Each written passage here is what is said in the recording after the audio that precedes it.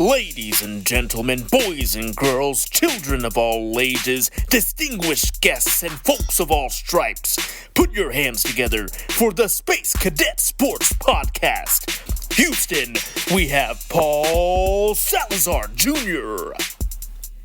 Hey y'all, welcome back to the Space Cadet Sports Podcast, your Houston Astros podcast for diehard Astros fans. From a diehard Astros fan, I'm Paul Salazar Jr., comedy writer, script doctor, doggy daddy, and multi-hyphenate. I'm a Houston native, born and raised on the bayou, where I lived off of crawfish and Shipley's Donuts. I started Space Cadet Sports to be a blog with a new and refreshing perspective of actually liking the Houston Astros and being a fan of them. The media always tends to be negative or, kind of doom and gloom because, let's be honest, the clickbait works for writers to make money. But I get it. Yeah, you got to make some money with the clickbait. You can't just go out there and not make money with content that people don't want to click on. But I'm your cool glass of water in a hot take sports environment. I mean, well, I'm not cool, I'm a nerd, but you get what I'm saying. These are the logical takes and long-term takes in a world of crazy reactions. I'd like to think that I'm the lone kid chanting, "Let's go Astros," all by himself at the Dodgers game today, the matinee Sunday game. Thank you, Dodgers fans, for visiting Minute Maid Park, I'd like to say here, first and foremost, as we're getting into the podcast. Home of Clayton Kershaw's big feelings, Minute Maid Park. It must be nice to visit a ballpark built in this millennium where you can see your team hold a big 2 L's this visit. Thank you, Dodger fans, for helping us pay our future contracts. And congrats on being a witness to the Astros golden era. Stay mad out there, Dodger fans. So we're going to have a little bit of trash talk here. Of course. That's part of the fun and games of rivalries. Definitely a lot of mad Dodger fans. That's what happens in a rivalry. If the Astros would have lost a series, I would have been mad. I get it. That's what happens. Welcome to the podcast, I should say. Welcome to the ball game. Welcome to the podcast, or the Paul Broad Pod Ball Blog. Try that again. The Paul Broad Pod Ball Blog, as my hermano calls it. Hey, brother. I'm here in LA, in studio, recording the pod with my co-host and co-producer, the Ross to my Frasier, Carla the dog. She is in studio here. If you do hear barking, that is Carla the dog. She is getting on mic, letting you know her hot takes, what she's thinking. I am never going to silence her. I will let her say what she has to say. Welcome everybody who might be new to the podcast. Welcome haters, if there's any haters out there listening. I am sorry. You can stay mad. That's okay with me. I'm Paul. Who am I? You might say. I don't ever do a really good job of introducing myself, but I'm Paul Salazar Jr., just ridiculous person. But let's get to it, guys. The Astros win the series against LA Dodgers and their fan base 2-1 in the 3-game series, winning the first game, as we went over in the previous podcast, in a 5-0 shut up and shut out. And yesterday night, the Astros won in fashion behind a wild soul. We used to call them Breggy Bombs, but there's been a rebranding. We now call them Wild Souls, at least just here on the podcast, on the Paul Broad Pod Ball Blog here. It was amazing. Bregman winning the game 7-6 in a walk-off, hitting a walk-off in the bottom of the ninth, I'm trying to say, to a sold-out crowd. It was amazing. It was relentless. Let's break down the game a bit. Ronald Blanco started the game, and honestly, we got to give a little bit of credit to this Dodger lineup. He was taken to task a bit by the Dodgers, who were really patient and knocked Blanco out of the game in the 5th inning. I feel like I've always been preaching that I want the Astros to be a little bit more judicious at the plate, to be a little bit more patient. This season, more than others, they can be a little bit more aggressive at times. There's times they lean into patience, there's other times they're fairly aggressive. But this This Dodgers team was really, really patient at the plate in this series. They did well against Blanco with using that patience. Blanco went 4 1/3 of an inning pitch with 3 hits, 4 runs, 4 earned runs, 3 walks, 9 strikeouts, and 1 home run, throwing 99 pitches in his outing. So, you kind of just got to give credit to that lineup for doing their thing, really putting the pressure on Houston by getting Ronel Blanco to throw a lot of pitches. The secret is out. The Houston Astros have no starting pitching. The Dodgers recognize that because game recognized game.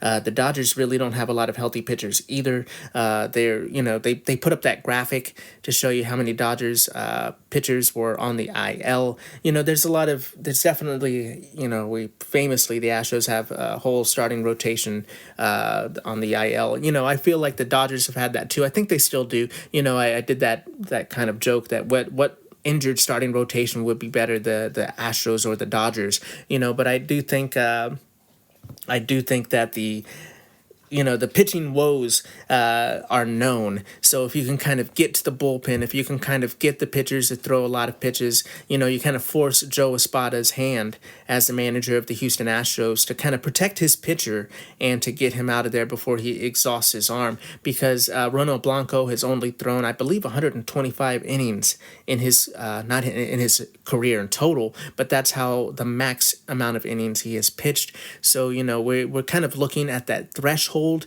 carefully and closely, as we are going to have to we are hoping, I should say, to depend on Ronald Blanco if the Astros are going to have a great end of the season run here and get to the playoffs here. They are going to need starting pitching that they have depended on all season, like Ronald Blanco.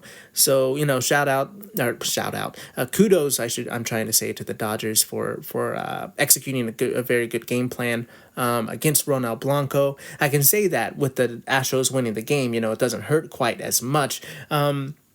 But after in the fifth inning, the spot I went with rookie lefty Brian King to finish out the fifth.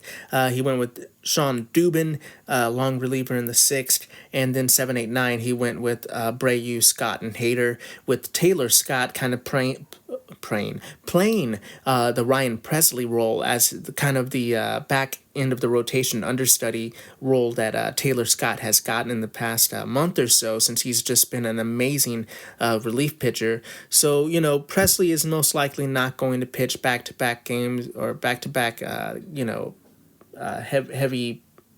heavy games, I should say, with a lot of stress on him. He's been kind of not been the healthiest this season, so it's nice to see somebody step up in the bullpen and have been doing really great, so he can kind of earn this spot to kind of sub into the back of the bullpen, seeing that Montero really has not been able to sub into the back of the bullpen when they need it.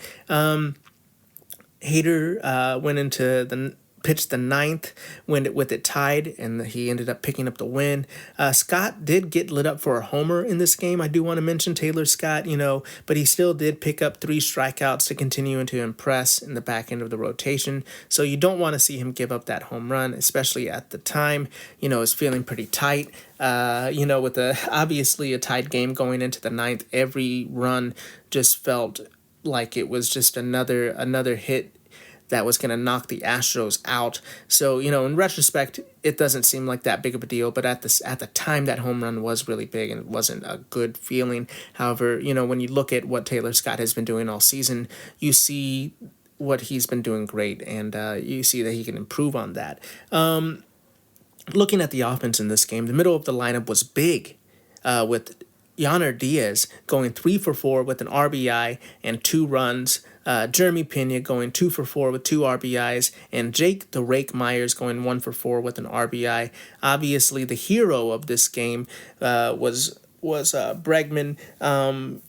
A big hit by John Singleton to tie the game was really electric in the stadium. The stadium just looked like it was rocking after that John Singleton RBI. But the hero of the game was Breggy. Alex Bregman really stepped up big. It was looking tight there. In the bottom of the 8th, there was this moment with the bases loaded where Tuve was struck out, and it felt like it was going to perhaps be extra inning game. Just body blow to body blow, just kind of a kind of throwback to 2017 game there, but trying not to let me fret too much. Breggy came in and on the second pitch of the ninth inning took it to the train tracks just to walk it off, and I was just like Jordan behind Bregman in that picture that they put on Instagram. My mouth was agape.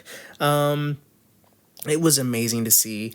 The juice box was juiced. The Astros were playing like the Astros that we know and love, and all those Dodger fans were feeling extra salty and just not feeling too good being there in the juice box that game. You love to see it. It was the ending that we all wanted. Going back-to-back wins against the Dodgers in the first two games of the series to just solidly win the series on a shutout game and a walk-off was fantastic and exactly what the doctor ordered. It's what we wanted to see the Astros continue to climb in the standings here, or not continue to climb because everybody's climbing right now in the AL West, but treading water by continuing to win. And also a little shout out to Jake the Rake Myers, who has 43 RBIs this season. Jake has had a nice season so far. He's really done well. Being the everyday starting center fielder for the Houston Astros. It was slow going at first. It did seem kind of like a fake title that they bestowed upon him, but as he got more and more consistent playing time, he really has shown that he is not only a great defensive player, but he's brought his bat this season. It does feel like it came a little bit at the expense to Chas McCormick, who started off the season slow, had a bit of an injury problem, has really not found his groove again. It looks like he's kind of finding it right now. He has had some good games together, but we shall see. Hopefully he keeps doing great. We root for all of the Houston Astros outfielders, all 97 of them here at the Space Cadet Sports podcast. This game had the feel of a big playoff game and proved to me that the Astros are still that team. They can still rise to the occasion. They can win those big games and series. These bumps of the past are looking further in the rear view, and I think if they can solidify some pitching just in general, this team can get to the playoffs and make some noise. I know there's still a lot of season left, but I do see the heart that I was saying this team has still pumping for this team. When everybody was ready to throw dirt on the grave of the Houston Astros on the second day of the season, I was like, no, this team still has heart. When everybody was saying they don't want to play for Joe Espada, I'm like, I don't understand what you're saying. I don't think you're a body language expert. I have been promoting this team from day one. It's good to see that they still have that heart in them that I know that they have. They still got it. And if they can get back Kyle Tucker, and if they could get some of the arms off of the IL and potentially just get a loner arm to get to keep this pitching staff afloat until everybody is healthy and in the groove. JV, I'm looking at you.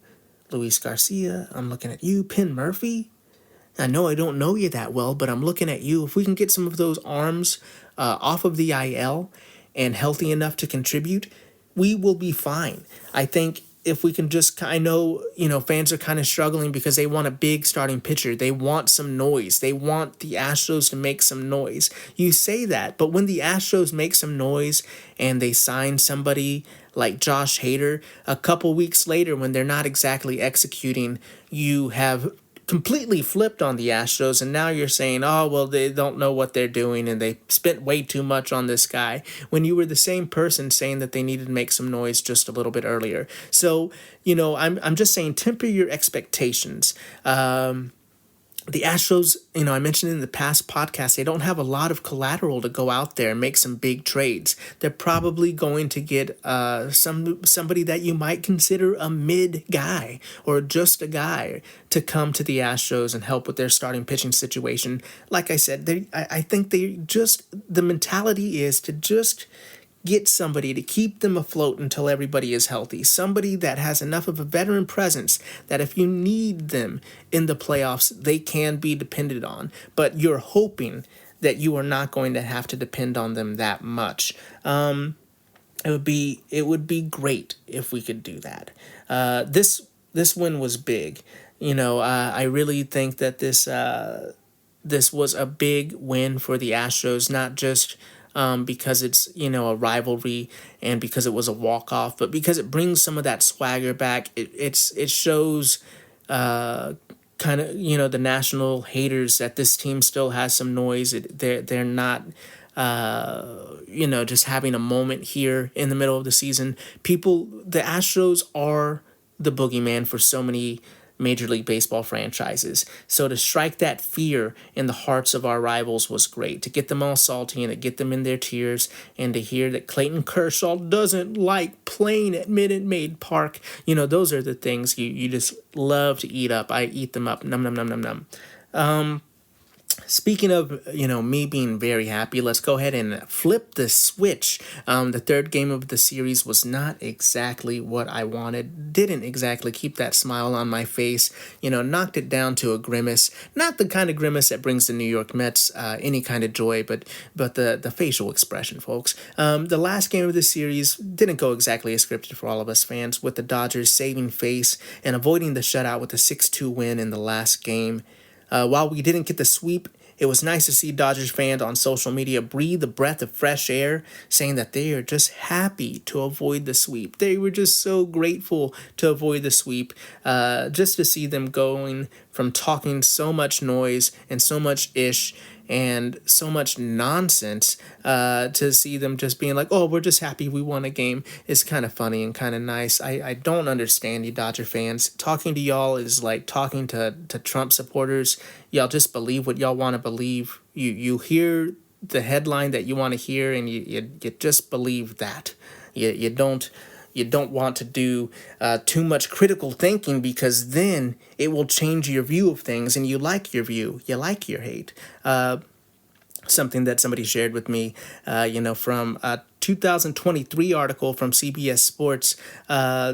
They're talking about the Red Sox sign stealing scandal, which, if you didn't know that happened, folks, I'm sorry to inform you, but Mookie Betts was involved in a sign stealing scandal, and he now plays for the Los Angeles Dodgers. So, it's kind of funny to have all these people go so crazy about cheating in baseball while they simultaneously love a guy like Mookie Betts, who, just for the record, I love too. I think Mookie Betts is a great player. I wouldn't chant cheater at Mookie Betts, not just because it would be hypocritical for me as somebody who loves the Astros, but because I think that is absolutely foolish and silly. But in this article from CBS Sports, not like Houston Astros headquarters blog by Paul Salazar, this is actual journalism, talking about the Red Sox scandal.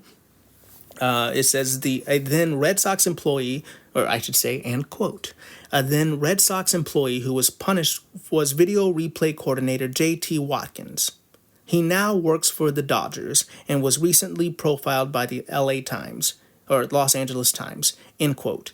Real quick, the guy who did the video replay for the sign stealing scandals for the Red Sox as of 2023 was employed by the Dodgers. So these Dodgers fans who say they really care about the sign stealing scandal and it really bothers them, your morals are murky because you're hiring people who were involved in the same type of scandal.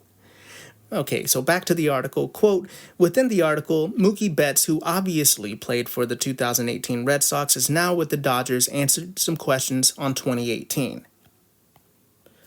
On if he knew the Red Sox were using live video feeds to steal signs, which was illegal. Quote, yeah, Betts said Sunday. Everybody was, end quote. So that's just a little bit, like, that's just little things like that. I understand being mad. I understand, talking some trash and making your jokes. But to act all high and mighty and be like, well, the reason I hate it is, they really, I don't like the ethics of that team. And if you support that team, all that stuff is silly because every baseball team has so much murky things like this. So if you really are upset by the sign stealing scandal, then why did you hire a video replay coordinator that was involved in a sign stealing scandal? Why do you support a player that was involved in a sign stealing scandal? Like that's all I'm saying. It's like it's pretty silly to have to question somebody's morals when your morals are kind of questionable yourself, folks. Looking at the game, it was spaghetti time in the juice box, and he was pretty good through 4 innings, but the Dodgers' patient approach once again wore down the starting pitcher. This time it was the Spaghetti Man. Still getting a quality start, but picking up the L, going with 6 innings pitched, 4 hits, 3 RBIs. 3 runs, 3 earned runs, 2 walks, 8 strikeouts, and 2 home runs. Not exactly what we wanted, kind of a lot of stats, a lot of numbers there, but especially with the end result being an L, but still, Arrighetti ate up some innings and kept the bullpen fresh by going 6 innings and having a quality start. A small W instead of an actual W while picking up the big L, I kind of guess. Like it was nice to see Arrighetti battle because he definitely is kind of on the bubble right now with all these talks of getting a new starting pitcher, with the hopes of Justin Verlander coming back and Luis Garcia coming back. Verlander just threw 50 pitches in a bullpen. Garcia is scheduled to throw a bullpen as early as next week, I believe. So Arrighetti is very much trying to show that he can still contribute to this team, and he really did a good job of that today. Like I said, even though he didn't get the win, he still pitched a pretty admirable game against a team that was very desperate to win this game in Houston. Seth Martinez, the Magic Man, started the 7th, but ran into a little trouble and was taken out after 2/3 of an inning pitched, and was subbed out for rookie Brian King, the lefty, who had a tough day at the office, giving up 2 earned runs and a home run before picking up a strikeout to end the inning. Dubon pitched the next inning, and Montero came in to audition for a trade, I believe, by pitching the 9th inning, but gave up 2 walks and a run. And, I was hopeful that maybe the Astros can find a buyer for for Rafael Montero. I do think that, there have been a lot of bullpen pieces moving around the league, people looking for some bullpen arms, but I think that there might not be too many interested buyers with the price point Rafael Montero has, and with the kind of back and forth results that he has shown this season. But we can still kind of be hopeful. We can still hope that maybe there's somebody out there that needs a relief pitcher and will give us something in return. But don't hold your breath. We will see. Obviously, looking at the offensive side of it, it was a pretty quiet day outside of a Yonner bomb. Yonner Diaz put the Astros on the board for 2. Yonner Diaz was DH today with Victor Caratini starting, and went 1 for 4 with 2 RBIs, his 1 hit being the home run.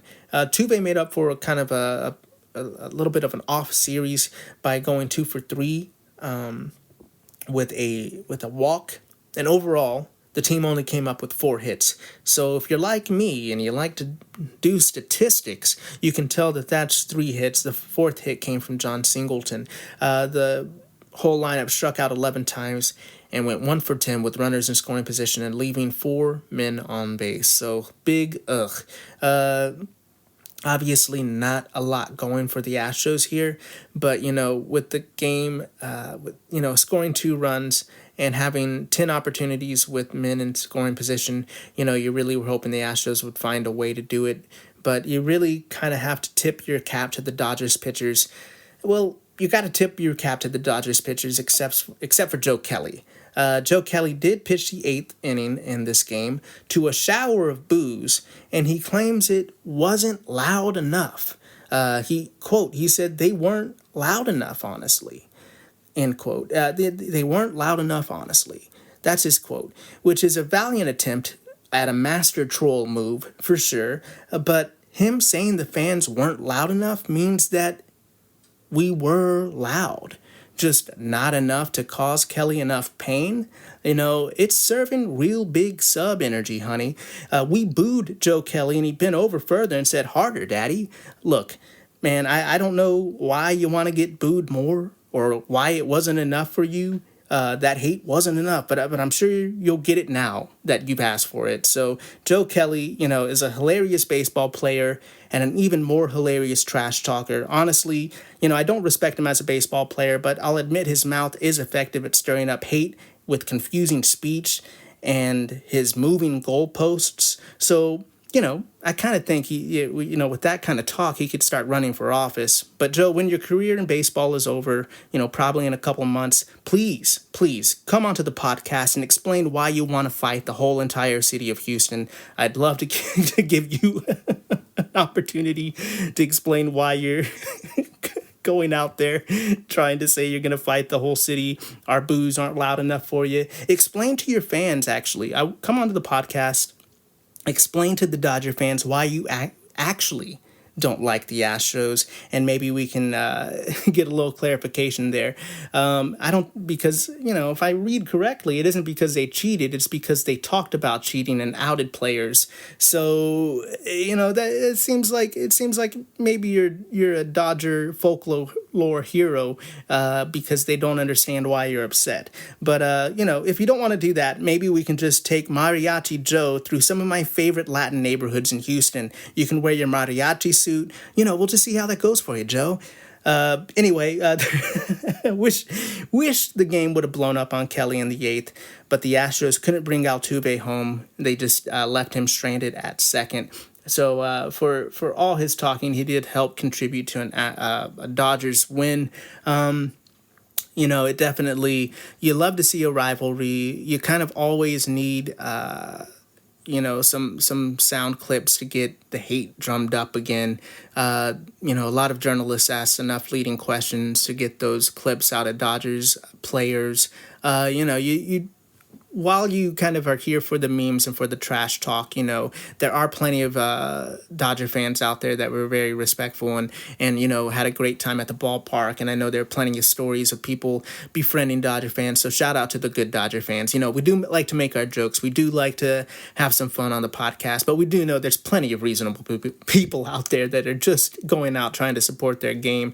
And some really awful people are making them look bad. So, the good people of LA that are nice, decent Dodger fans, you're always welcome at Minute Maid Park. We don't like foolish shenanigans and violent treatment there, but we do like to have a little trash talk, a little back and forth.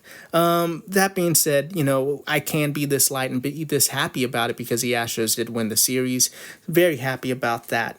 Looking ahead, the Astros are hosting the Pirates of Pittsburgh, with the trade deadline looming. Not the Pirates of any other area. These are the Pittsburgh Pirates that the Astros are playing tomorrow. The Astros are sending rookie Jake Bloss to the mound, who is 0-1 with a 6.94 ERA, 11 Ks in 11 2/3 innings pitched. Bloss has yet to pitch past 4 innings this season, and we'll see what length we can get out of the young man.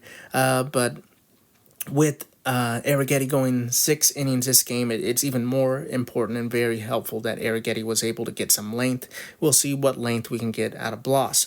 The Pirates are using rookie sensation Paul Skeens, who is 6-1 with a 1.93 ERA, a sub-1 whip, a .87 whip with 97 strikeouts.